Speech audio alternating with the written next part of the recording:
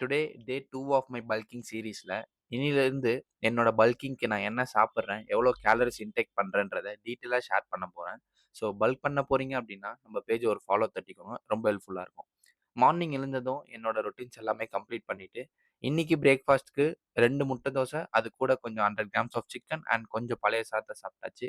இதோட கேலரிஸ் வந்து நியர்லி 700. இது கூட கொஞ்சம் ஃப்ரூட்ஸ் ஆட் பண்ணிட்டீங்க அப்படின்னா, ஒரு கம்ப்ளீட் பேலன்ஸ்டு பிரேக்ஃபாஸ்ட் உங்களுக்கு ரெடி ஆயிடும்.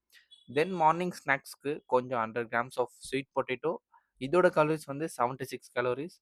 அப்புறம் லஞ்சுக்கு இன்னைக்கு 300 கிராம்ஸ் ஆஃப் ரைஸ், அது கூட 100 grams of chicken plus 2 eggs and கொஞ்சம் பீட்ரூட்.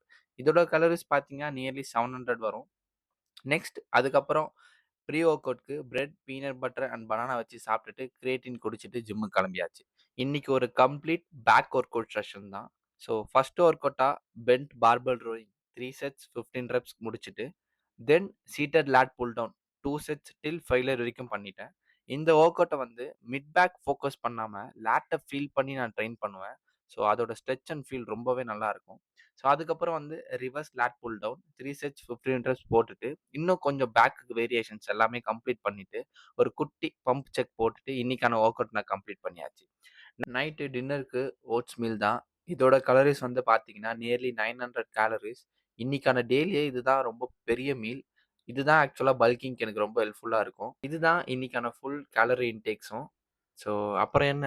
அவ்வளோதான் இன்னைக்கோட டே ஓவர். மீண்டும் நாளைக்கு பார்க்கலாம். டாட்டா.